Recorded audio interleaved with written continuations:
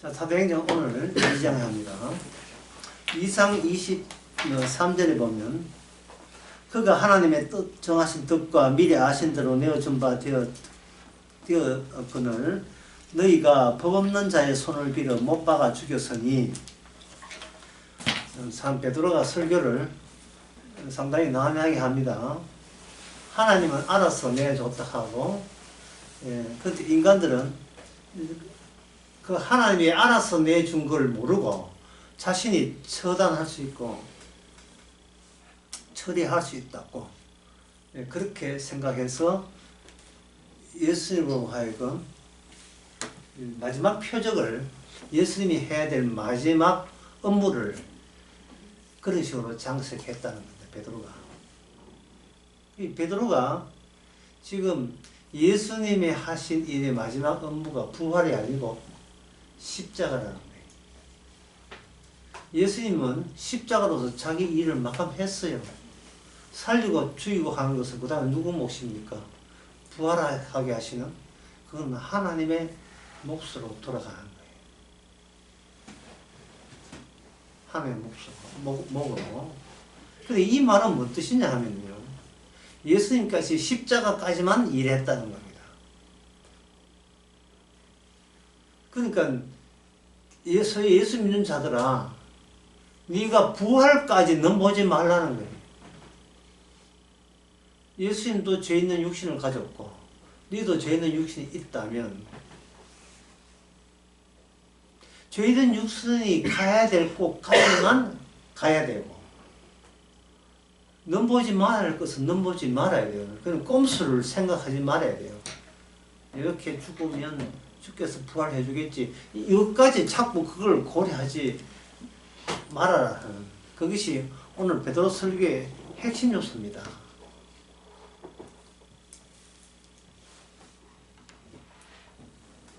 예수님께 일어나는 것이, 그 다음에 하나님께서 24절에 예수님께 뭐를 혜택을 줬느냐, 사망의 고통에서 풀어 살리셨다. 그리고 예수는 하여금 사망의 고통에서 계속 매이지 않게 하셨다는 겁니다. 이는 그가 사망에게 매 있을 수 없습니다. 이렇게 되어 있거든요. 예수님이 죽으시고 부활을 아버지 손에 맡김으로써 나타난 새로운 사실은 사망에 매여 있습니다. 매여 있어. 어디에 매여 있으니 이게 실제 현실로 완전히 노출되었습니다. 사망에 매여 있으니까 그동안 예수님뿐만 아니라 육신을 가진 모든 인간들의 모든 행동과 태도, 강의 듣는 태도, 이 모든 포함해서 설교하는 태도, 이 모든 것이 어디에 매인 결과란 말입니까? 매인 현상이라는 거예요. 사망에 매 있는 현상들을 보여주었다. 여러분 잘 아시다시피 예수님께서 십자가 죽을 때에 그 명분이 있었을 거 아닙니까? 유대인들이 예수님 십자가 먹었던 명분이 뭐냐 이거였습니다. 종교에 관한 문제. 종교 문제 때문에 그래요. 그건 본디오 빌라도가 인정했어요. 너희들 종교잖아. 너희들 알아서 해결해야지. 이렇게 하니까 유대인들이 우리 종교로 해결하는데 사람 죽이는 것은 당신 소가이잖아. 이렇게 이야기했다. 그러니까 유대인들이 요구한 건 뭡니까? 종교 문제는 우리 서서 이미 해결났는데 종교 문제가 틀어졌다는 그 결과로 저 사람 좀 죽여주세요라고 요청한 겁니다. 죽여달라고 요청한 거예요, 예수님을. 그럴 때 베드로가 그 2장 23절에 베드로가 뭐냐면 그 상태를, 그러한 요거를 뭐라고 표현하냐면 법 없다. 법 없다.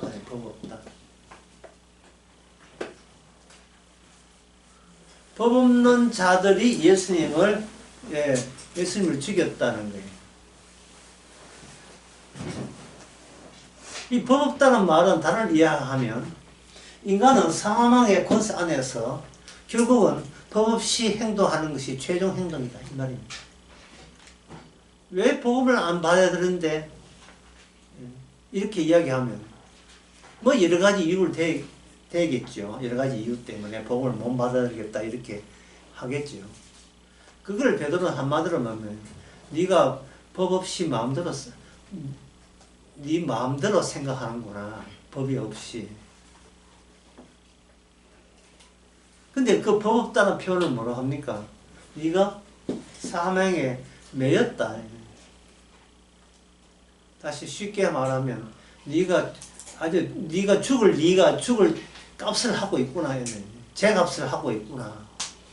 사망에 매여 있는 모습을 톡톡히 네가 잘 보여주는구나. 그게 되는 겁니다.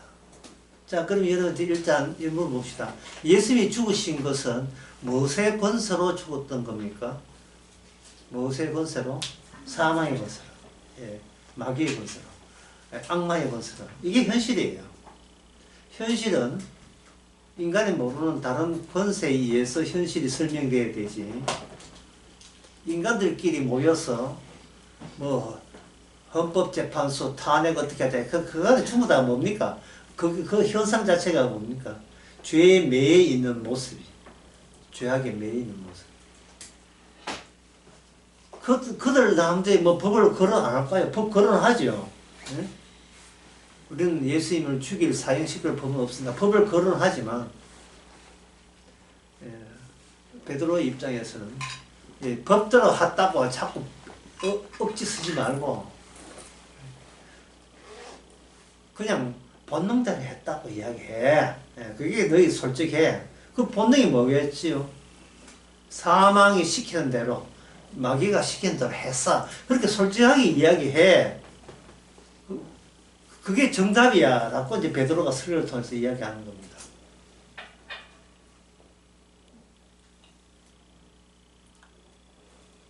여기서 우리가 진도를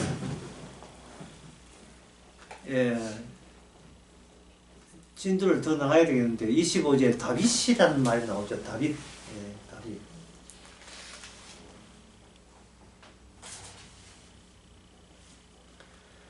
그 다윗이라는 말을 언급하는 것은 다윗이 예언한 게 있다는 겁니다. 다윗이 예언한 거.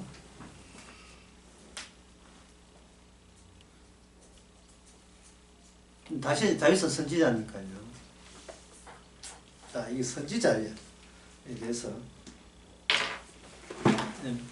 분명히 해야 될 게 있어요. 선지자는 예언하는 사람이죠. 그 예언자인 거죠. 이 예언은 나 또는 타인이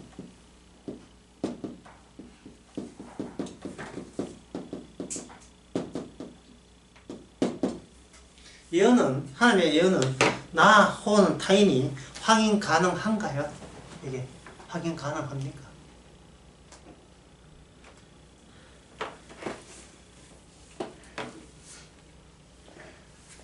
어떤 사람이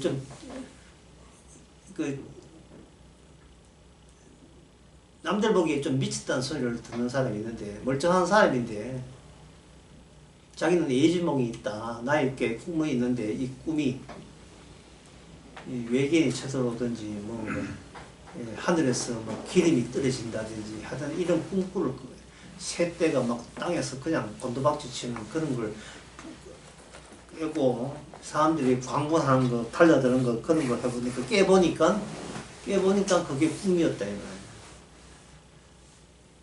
꿈을 꾸는데, 누가 달려들어서 물었는데, 그 꿈은 꿈 같으면 그게 고통이 없어졌는데, 깨보니까 꿈이 있다, 이거야. 근데 다른 사람은 뭐 천둥 소리 친다, 자기는 천둥 소리 치는데 물어봐. 천 쳤어? 그러니까 가족들도 아빠 미쳤어. 아무 일도 없는데 왜 이게 여기 무슨 구름이 있어. 그러니까 그 사람이 이제 판단을 해야 되는 게 이건 예지몽이다. 남들은 모르지만 나는 예언하는 있다.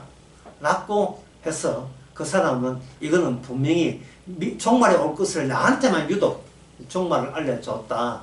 해가지고 그 다음부터는 이제 직장에 가가지고 건설업에 종사하는 사람인데 직장에 가가지고 몰래 회사 중장비 빌리고 직원 하나 돈 얻어서 자기 이 꿈대로 되어질 닥칠 미래를 위해서 자기의 쉘터, 피난처를 건설하고 뭐 자기 앞에 봉사해가 이렇게 했다 이 말이에요.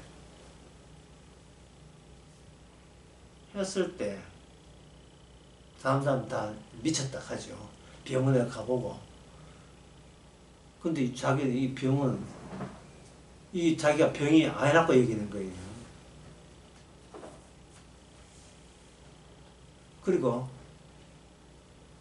예.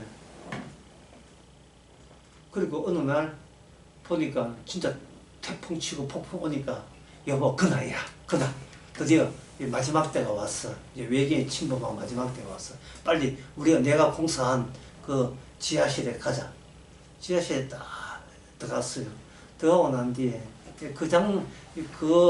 그때가 굉장히 중요한 순간이 오는데요.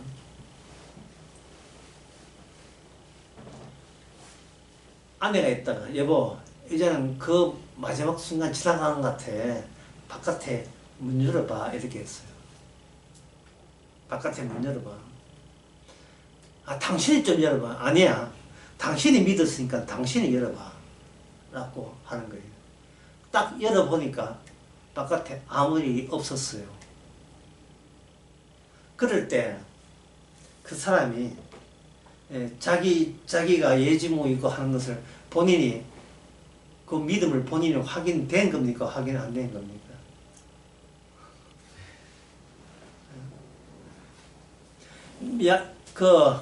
야고보서 그 5장에 보면 이런 말도 있어요.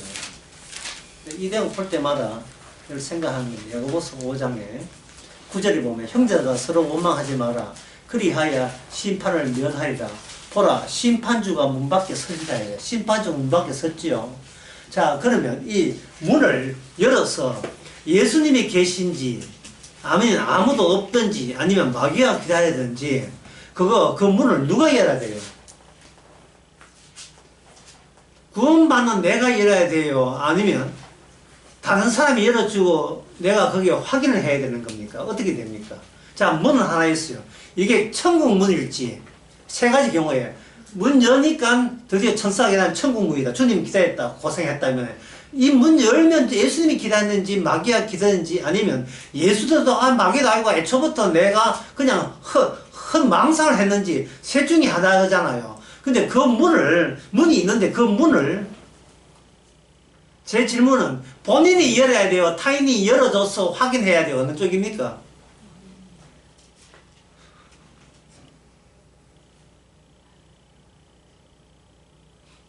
다른 교회에서는 말하지 않는 복음을 알았는데, 자, 복음을 알았으니까, 난 이제 이게 복음 알았으니까, 그래, 가라, 지옥에나 가라, 난 천국 가란다 했는데, 이제 천국 가는 복음의 마지막 단계, 문이 하나 있다, 이 말이죠. 예.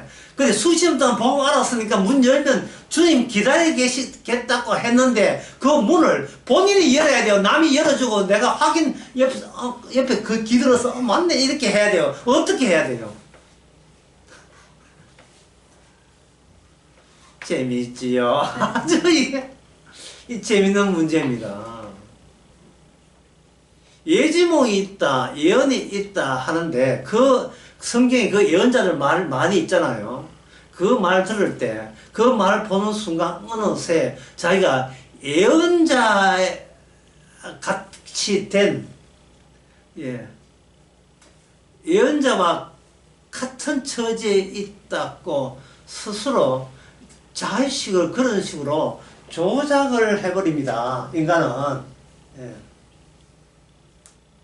남이 믿지 않지만 나는 특별하게 선택된 자기 때문에 하나님께는 나에게는 믿음을 예언의 말씀을 믿게 했다라는 자의식을 스스로 만들어내버리는 거예요. 스스로. 그러면 다른 교회에서는 이런 경우 어떻게 하느냐? 다른 교회에서는 그게 고민거리가 안 돼요. 왜? 처음부터 양다리 다 걸치기 때문에 이거 알면 이거 알면 이거 비트코인 이거 하지 뭐 양쪽을 다 양다리 걸쳤거든요. 그렇기 때문에 그들은 아무 고민할 거 없어요. 네. 로또 사면서 전재산 다 바치는 가면 어디 있어요? 그냥 재미로 하는 거예요. 재미로. 로또 한 장 얼마입니까, 요새? 한 장 얼마예요? 예, 이 동네 사는 아무나 사고. 로또 한 장 사는 거, 그냥 재미로 해가, 되면 로또가 큰 되고, 안 돼도 그만이죠. 교회도 마찬가지 아닙니까? 교회에 목 바치는 사람이 어디 있어요? 이 복음에 목 바치는 사람이 어디 있습니까? 그런 바보가 어디 있어요? 수녀도 안 그러면 수녀도. 예. 신부도 안 그래요. 목사는 물론이고요. 그 성경을 가지고 그들을 믿는다는 그들이 바보 아닙니까? 예? 그게 바보잖아요. 근데 개정교회는 성경 믿는 게 바보입니다. 그런 이야기를 안 하죠. 왜? 돈이 안 들어오니까. 그러면 교회를 안 나오니까. 그냥 해보고 아이구나 하면 그것도 여러분 후회 없도록 합시다. 이걸 누가 해야 하나? 파스칼이라는 사람이 했어요. 파스칼이라는 사람 지은 책이 뭐냐? 팡세예요. 팡세가 하나님 믿는 걸 이 네 개로 설명한 겁니다. 일단 하나 믿어보시고, 예, 되면 이거는 뭐 대박 나는 거고, 안 돼도 그다지 손이 아니잖아. 11조 뭐 했는 거 뭐 그 푼돈 냈다 싶고, 예, 착한 신부들 밥벌이 해줬다 이래 생각하고 넘어가면 결국은 여러분 손이 안 봅니다. 이걸로 해서 그들은 하나님 믿기를 권장했어요. 파스칼은 사람이 아주 똑똑한 사람이죠. 수학자도.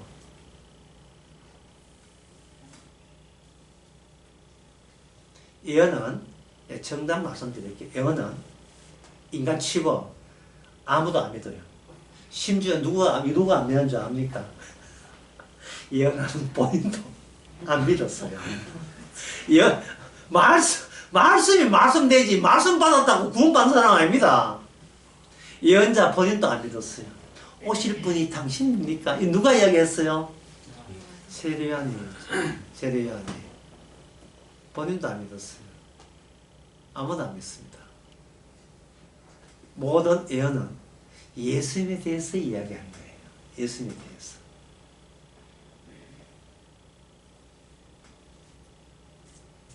마가복음 9장 잠시 보면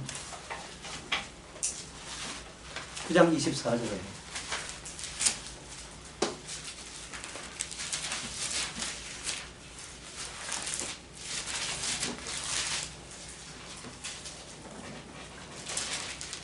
(24절에) 9장 24절 했습니까? 9장 20 마가복음 잠깐만요. 누가 내가 맞췄습니다. 마가복음 9장 24절 맞습니다. 9장 24절 이거 한번 읽어보세요.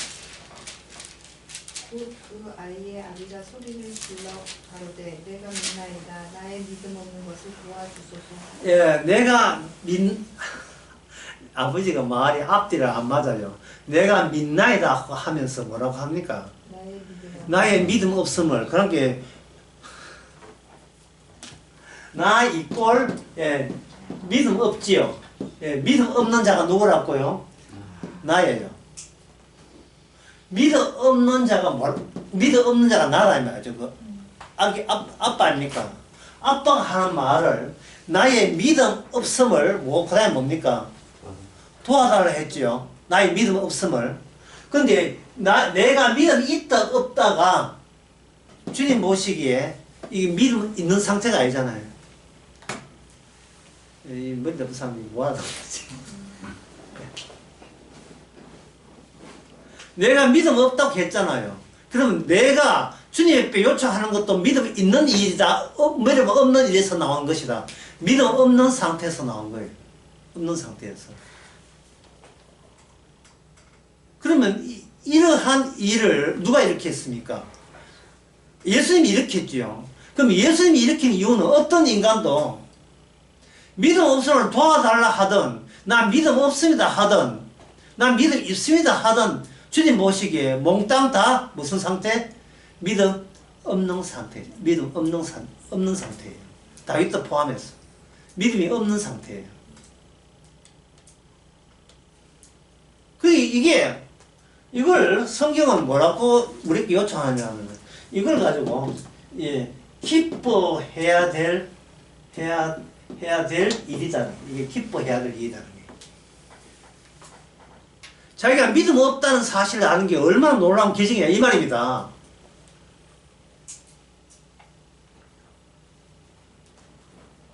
여동생이 언니한테 언니라고 하잖아요. 그럼 언니가 있다가 니 나 알아? 예, 아가씨 누구세요? 그 동생이 있다가 언니는 언니잖아. 난 동생이고. 그럼 언니가 있다가 그걸 믿냐 하게 믿지. 그게 인간은 절대로 믿음 없는 게 아니에요. 자기가 자기가 이성적으로 제대로 판단한 것은 믿을 만하다고는 챙기고 정신없이 했을 때는 난 믿음 없이 했다 이렇게 할 수 있지만 내가 확인할 수 있는 것은 이것은 내가 믿음이 있음을 위한 확인이라고 본 거예요. 내가 확인할 수 있는 것.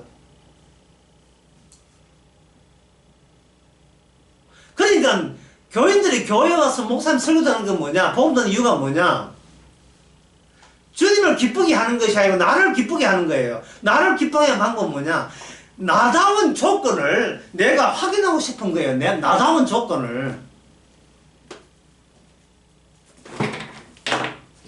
이걸 질문해 놓으셔도 이렇습니다.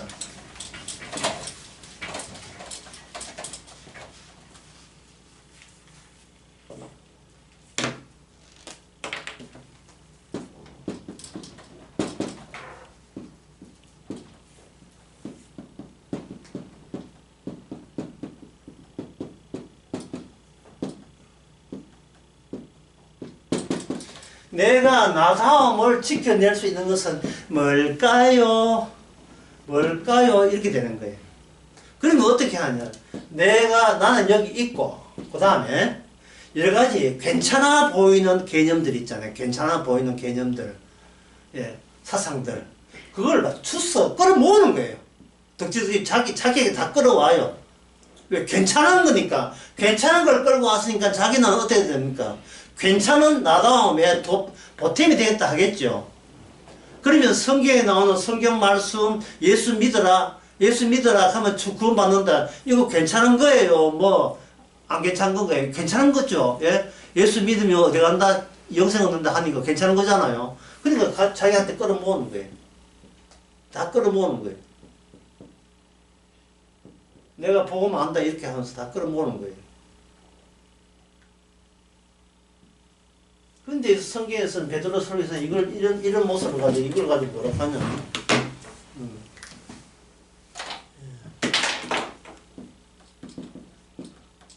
법없음. 그냥 다른 말 하면 충동대로 사는 모습. 이 모든 충동대로 사는 모습은 내가 나를 늘 확인하기. 또는 내가 나 다음이 어떤 것인지를 늘 실험을 반복하기. 실험을 반복하기. 길 가는 사람 붙들고 아저씨 저 어떤 사람이에요? 물으면 어떤 사람이 물으면 이 여자 미쳤구나. 저리 가세요 하고 이렇게 가죠. 근데 길 가는데 마침 내 친한 친구를 만났어요. 그러면 내가 어떤 사람이야? 가만 친한 친구가 이렇게 친절하게 이야기했죠. 그러니까 그 두 사이는 무슨 사이? 친구 사이. 서로에게 필요한 것을 주고 기꺼이 실험 대상이 되어주는 사람 관계. 친구 아이가 이런 게 그게 친구예요. 뭐 이거 교인들은 술 안 먹지만 나이 들어서 만나자 하는 것은 술 혼자 몰라가 찜 없어 술 같이 몰라고 이제 전화가 부르잖아요. 그 친구 사이. 내가 누군지 늘 확인하는 관계. 이건 뭡니까? 이런 식으로 사는 것은 평생을 가도 자아에서 벗어나지를 않지요. 자아에서. 그래서 교회 가서나 복음을 듣든지 뭘 하게 되면 요런 날을 교회 가서 또 실험하고 또 확인해요. 목사님은 이번에는 어느 말씀 가지고 나를 채우면 정말 나다운 내 모습이 될 수 있겠습니까? 내가 지킬 만한 가치 있는 나로 계속 내가 유지시킬 수가 있겠습니까? 그런 쪽으로 이제 계속 이제 교회에 밀어붙이는 거예요. 근데 마음에 안 들면 왜 딴 교회 가자 이래 되죠. 이것을 구약에서는 나와 내 몸과 다른 몸으로, 나와 나 몸과 하나, 나 말고 다른 몸 둘, 타인이죠. 나와 타인 사이에서 이것을 시도한 것이 구약 이스라엘 역사라면, 신약에서는 이 나라는 한 몸 안에서 이 두 개가 이 두 개의 내 안에 나와 또 나를 또 다른 나와 이 사건이 한 몸 가지고 안에서 이루어지고 있다는 게 그게 차이점이에요. 그게 오늘 베드로 설교의 다윗 이야기입니다. 다윗은 예언자인데 예언자가 구약에 있는 예언자면서도 신약 상태를 미리 구약에서 미리 실시된 그러한 일이 예언자 개인에게 일어나고 있었던 겁니다.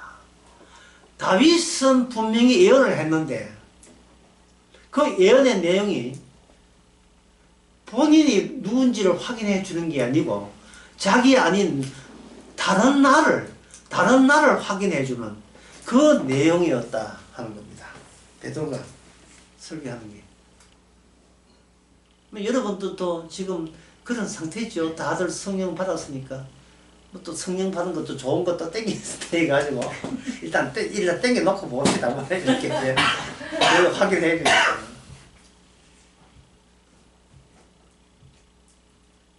아까 그 마가복음 9장 있잖아요.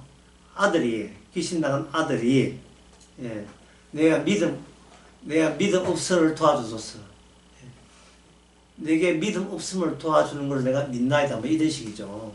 이게 자기도 지금 무슨 말인지 몰라 지금 막 단어를 막 그냥 자기 조건 지키게 극복해가지고 무슨 이 단어가 적당한 단어를 몰라요. 그런데 그 이야기를 왜 성경에 마가복음에 있느냐 하면은 예수님 빼놓고 모든 인간은 그러한 한도 안에 갇혀 있다는 것, 사망의 안에 갇혀 있다는 것을, 사망에 매여 있다는 것을 그런 식으로 표현해 주는 거예요. 누가 그런 식으로 표현해 줍니까? 예수님 자신을 드러내기 위해서 예수님 빼놓고 나머지 모든 사람을 그런 형편에 있다는 것을 노출시키니까 이게 바로 무슨 소식? 기쁜 소식이다 이 말이죠. 이게 기쁜 소식이잖아요. 안 기뻐요? 뭐 주무십니까?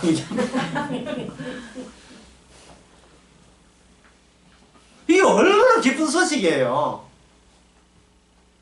내 짓거리를 극단까지 몰아세워가지고 내 짓거리를 다 까발려 주니까 주께서 지적한 짓거리를 죽을 때까지 하면서도 계속 기쁜 거예요. 왜? 이게 내가 이 정도밖에 안 된다는 것을 늘 확인시켜 주니 이거 얼마나 고마운 일이에요. 주님께서. 이것은 이제 반가셨는데 님 돼?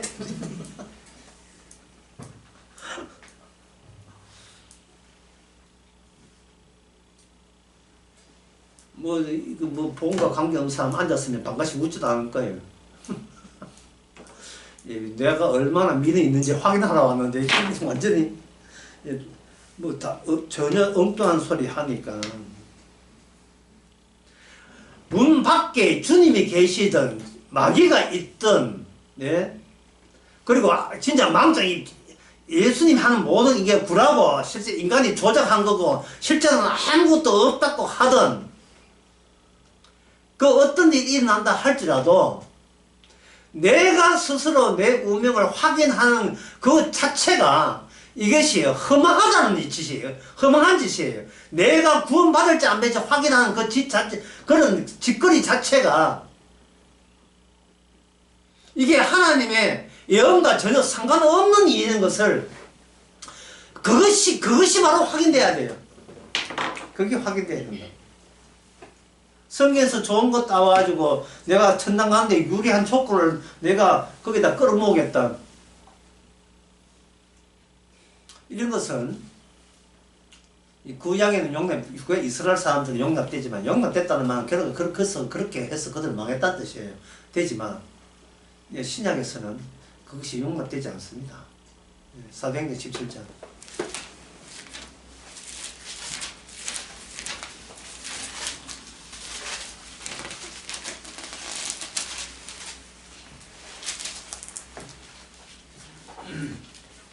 삼장 30절에서 31절. 알지 못하는 시대에는 하나님이 허물지 아니하셨느냐. 예, 인간들이 어떻게 살든 뭘 해도 엉터리니까 허물지 않았는데, 이 31절, 이는 정하신 사람으로 하여금 천하를 공의로 심판할 날을 작정하시고 이에 저를 죽은 자 가운데서 다시 살리시는 것으로 모든 사람에게 믿을 만한 증거를 주었다. 믿을 만한 증거를 주었다. 모든 인간이 믿지 못하는 증거를 주께서는 믿음의 증거를 주셨다는 것이, 자기 힘으로 인간을 믿지 못하는 증거를 믿음의 증거로 제공했다 이 말이죠. 그러면 그 주님의 성령 받아서 주님의 여기 십자가 들어온 사람은 이제는 누구하고 싸웁니까? 남하고 싸우지 않아요. 누구하고 싸워요? 내 속에 낯선 나와의 싸움이에요. 나와 낯선 싸움의 싸움.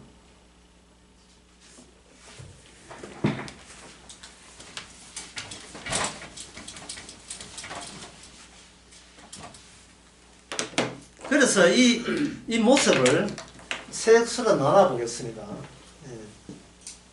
내가 여기 성령 받은 성도입니다. 성령 받은 성도가 있고, 이쪽이 하늘 쪽이고 이쪽이 땅 쪽이다 이 말이죠. 땅 쪽인데 하늘 쪽에서는 뭐냐, 나의 구원이 가능해요. 하늘 쪽에서. 그건 성경에 사도 바울 성경에 있듯이 내 속에 있는 영혼을 말미암아 죽을 너희를 몸을 살린다. 가능한 것은, 가능한 요소를 주께서 먼저 성령으로 삽입을 했기 때문에 가능한 거예요. 근데 인간 쪽에서 보게 되면 이건 뭘로 나타나요? 뭘 합니까? 불가능해요. 당신은 어떻게 이렇게 성령 받고 어떻게 구원받게 되었습니까? 그러면 세상 쪽에서 세상 쪽을 향해 뭐라 합니까? 이건 내가 한 게 아니라서 내가 설명하기가 곤란합니다. 이거 내가 뭘 해서 가능하다 하면 설명이 되는데 세상 쪽에서는 이게 불가능한 거예요. 그래서 사도행전 마지막에 너희는 듣기도 들어도 깨닫지 못하는 이유가 그게 예언대로 되기 때문이에요. 예언대로. 어떤 인간도 말씀 듣고 깨달아서 구원받는 사람 하나도 없게 한다는 그것이 하나님의 예언이에요. 말씀 그대로입니다. 아무도 구원받지는 못해요. 또 마찬가지예요. 또 여기에 또 인간 성도가 있고 성령받은 성도가 있고 이쪽 남는다면 이 구원은 뭐냐면 개별적이에요. 개별적. 너 올라와. 개별적으로 구원되는데 밑에는 뭐냐면 집단적입니다. 다 지옥에나 가라 이래. 여기는 법 없는 그게 충동 자체가 예수님을 죽이고는데 합세할 그 마음을 갖고 있기 때문에 집단을 통째로 누구는 잘났고 못났고가 이게 의미가 없어요. 전체 다가 사망에 매여 있으니까요. 그 중에 하나 뽑힌 사람이 누굽니까? 오늘 본문 나오는 누굽니까? 다윗이다, 다윗.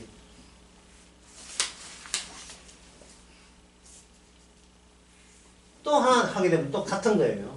이 사람이 하늘 쪽에서는 뭐가 되느냐 하면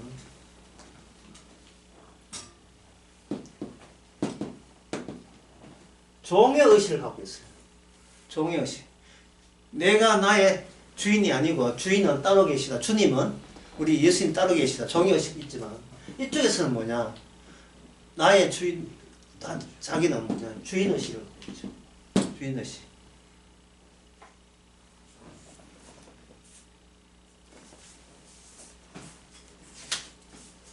이게 뭔 뜻이냐 하면요. 구원받은 사람은 주님 앞에서 달란트 비유 있죠. 모든 게 내 것은 하나도 없고 다 누구 겁니까? 주님의 것이니까 내 시간부터 내 몸부터 내가 생각한 것부터 내가 생각하는 거 내가 내한테 뭐 실험하는 거 뭐 어떤 것도 주께서 하게 하셔서 하는 주인의식 속에서 우리는 지금까지 살아온 주인의식이지만 종의의식을 갖고 있지만 세상에 대해서는 너희들은 너를 정확할 주인이 없지. 왜냐하면 각자 뭐 개별적으로 자기가 신학국이기 때문에 전체적인 이런 종의 의식이 없어요. 그래서 이 세상에서는 뭐냐 이미 주인이 확고하게 보장된 사람. 그래서 세상에는 협박이야 공갈에 안 넘어가는 이유가 이 성도는 누구 지시받습니까? 종이니까 주님의 지시받고 사는 것이 사람 지시받고 살지는 않죠.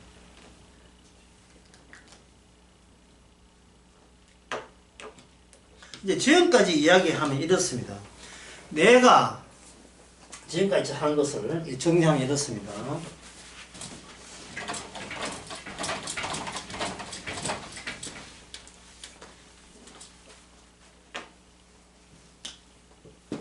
내가 나 다음을 유지하는 데 있어,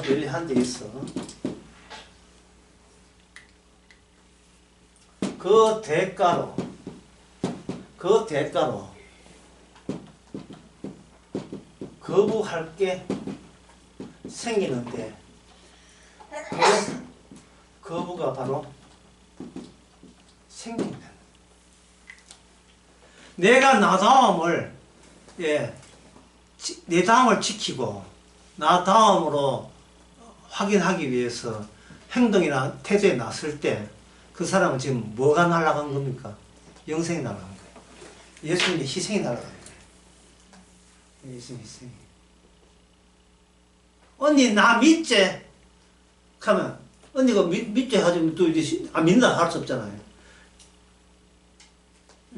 나 니 믿지. 근데 그걸 왜 내한테 이야기해? 나 언니한테 확인 받고 싶어. 내가 지금 제대로 살아가는지. 그때는 언니가 뭐 해야 됩니까? 뭐라고 해야 돼요? 그래, 잘 살고 있어. 이래 하지 말고 잘 길게 하는 거예요. 잘 살고 있어. 이렇게 해야 돼요. 이 말은 뭡니까? 네가 잘 살기 위해서 예수는 그것은 바로 영생을, 천국을 포기한 대가다. 천국을 포기한 대가로 자기 챙기고 있는 거예요.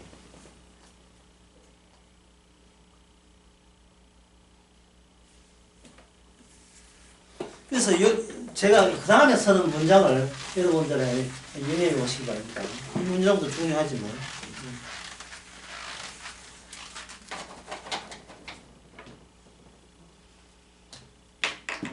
시간에서 시간 밖으로 또는 역사에서 역사 밖으로 다른 말 하면 역사에서 개념 안으로 이 개념이라는 무시간 안으로 들어가려면 반드시 이게 무슨 현상이 일어나는가? 비극이 일어나요. 비극이. 더는 나를 확인할 필요가 없을 정도로 이미 망가졌음을 확인해야 돼요. 내가 이미 나한테 어떠한 좋게 나를 이렇게 꾸미고 평가하려 해도 그것은 다 거짓인 것을 알게 되는 비극이 발생돼야 되죠. 사람이 돈을 번다. 왜 법니까? 돈 있는 나가 돈 없는 나보다 더 가치가 높으니까요. 이게 내가 원하는 쪽이기 때문에 돈 없는 나를 원하는 게 아니고 돈 있는 나를 원했던 거예요. 그게 돈 있는 쪽이 내가 나 다음에 그런 나다움을 확인하고 싶었어. 어느 정도로 내가 가치는 확인 싶어서 인간은 돈에 매진하고 돈 사기당하면 막 괴로워하고 이렇다 말이죠. 그런데 그거는 여러분 그게 비극입니까? 희극입니까? 비극을 목표로 하는 거예요. 희극을 목표로 하는 거예요. 그 목표가 내가 잘 되는 것이 나한테 막 눈물 나고 슬픈 일입니까? 예?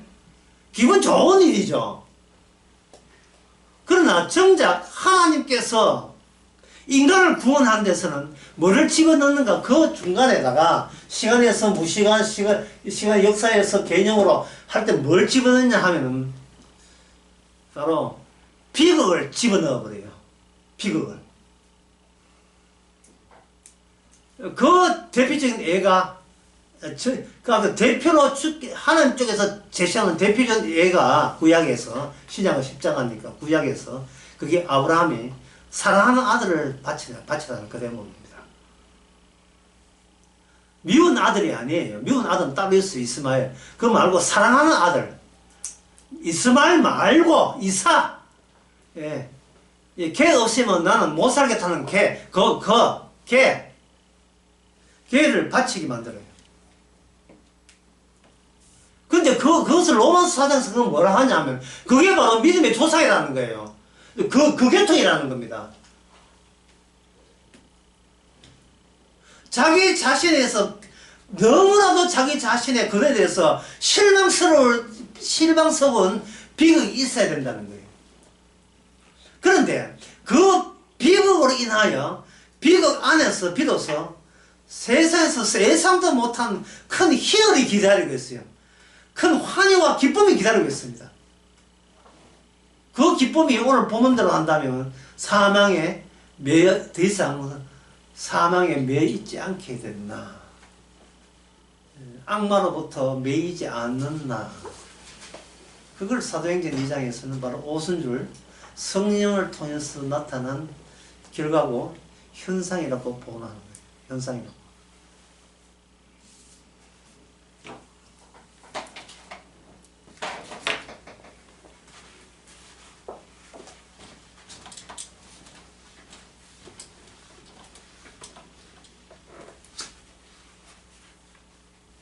자, 그러면 여러분한테 이제 물어보겠어요. 그러면 천국 문이 천국 문이 하나 있는데 거기서 예수님이 있는지 마귀가 있는지 아니면 이거 다 종교에서 조작한 거고 아무것도 없었는지 그런 것을 시험할 필요가 있습니까? 없습니까? 시험할 필요가 있어요. 이 비극을 당한 사람한테는 없지요. 예. 비극적인 존재가 문을 열어서 예수님 기다린다는 것은 아직 제대로 비극을 맛을 못 봤을 거예요. 자기 자신에서 아직도 약간의나마 낙관적인 희망을 갖기 때문에 이렇게 고난을 받았으니까 혹시 주님께서 고생만 했지 내 천국을 열어줘라. 그 성경에 나오는 이야기 있잖아요. 고난 받으면 주께서 활짝 영접해가지고 멸류관 주시고 그것을 계속 하기 위해서 무모한 실험을 계속 반복해보는 거예요.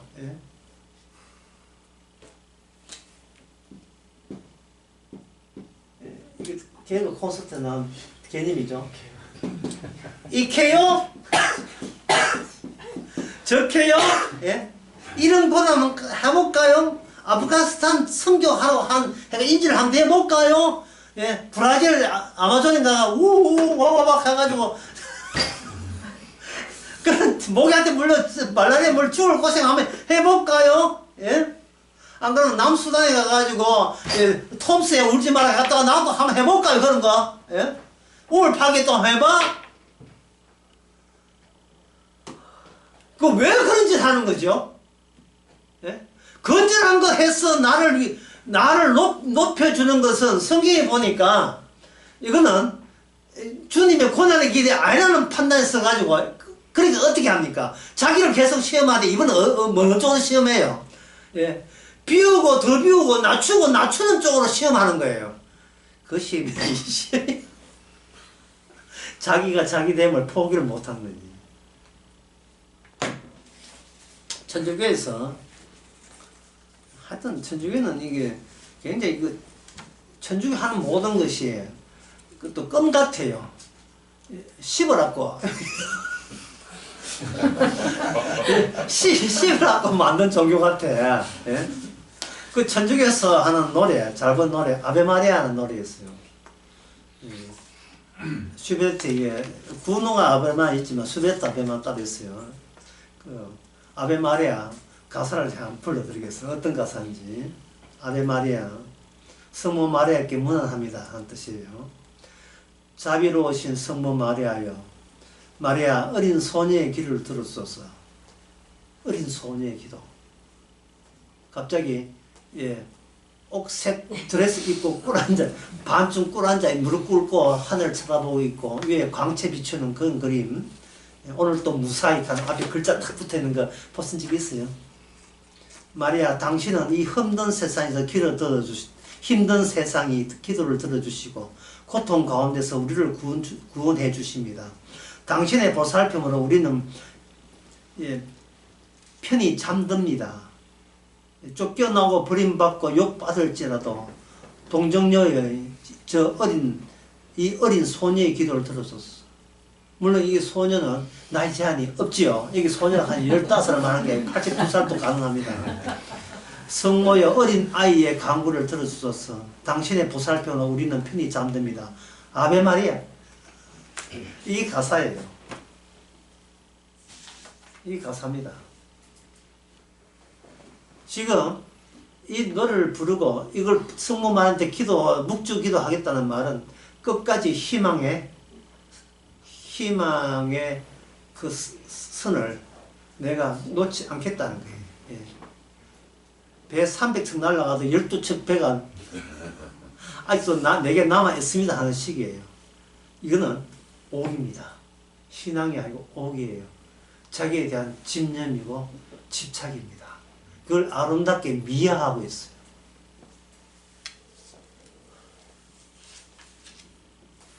성령을 받지 않는 전형적인 모습입니다.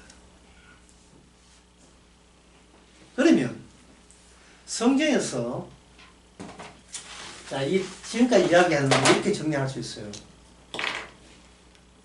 뭐냐 하면 보통 성경에서 이야기를 이 세상에서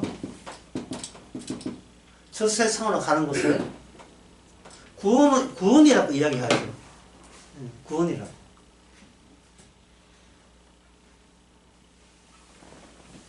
그러면 마태복음 5장 3절은 뭡니까? 5장 3절을 내가 한번 적어볼게요. 심령이 가난한 자는 그 다음에 나오는 단어가 뭐예요? 천국이 저희 그 심이요라고 되어 있어요. 그러면 이 천국은 뭐가 관련되어 있단 말입니까? 나 말고 이 세상과 관련돼서 이래 생각하잖아요. 그게 아니고 천국은 이 천국이라는 것이 막 죽어보면 알겠지가 아니라 지금 천국이 무엇에 먼저 연결되어 있어요. 관련되어 있으니까 심령, 마음, 이 마음이죠. 이 마음이 가난한 자는 이미 뭡니까? 천국에 와 있다는 거예요. 천국이라는 것을 주님께서는 너의 가난한 심령으로 천국이 실제로 천국이 있다는 것을 네 마음을 통해서 내가 너를 증명했다는 겁니다.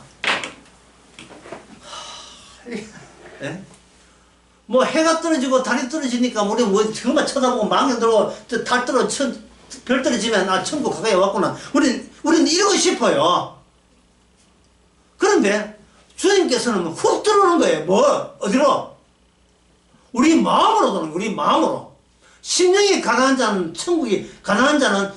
천국이 너희 것이, 복이 있는 자는 심령이 가난한 자는 복이 있도다. 심령이 가난한 자는 천국이 너희 것이다. 이미 천국이 우리 안에 마음으로 이미 들어와 있는 거예요.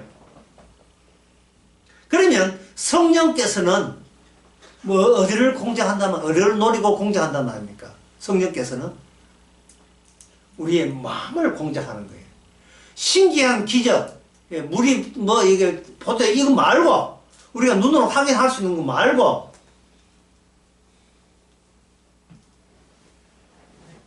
문 열고 주님 계신지 막이 있는지 그거 확인한 거 말고 그거 확인하기 이전에 이미 우리 심령에 천국이 도달하는 방식으로 내가 천국을 이루겠다는 거예요.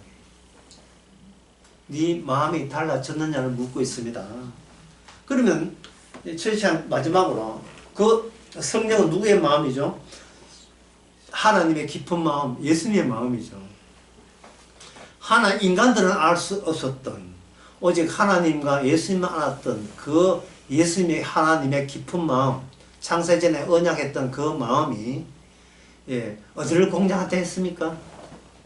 뭐 놀라운 기적을 해 이게 아니고 높은 데 떨어지고 돌이 떡대한 거 말고 세상 번세 누리는 게 이거 말고 그건 천국이 아니고 우리 마음을 공략해서 주의 마음과 우리 마음, 죄 있는 마음이 연합이 될 때 이미 천국은 계시가 된 겁니다. 일단은 기뻐하시고 싶으십시다. 일단은 멀리서 살 거 없다고.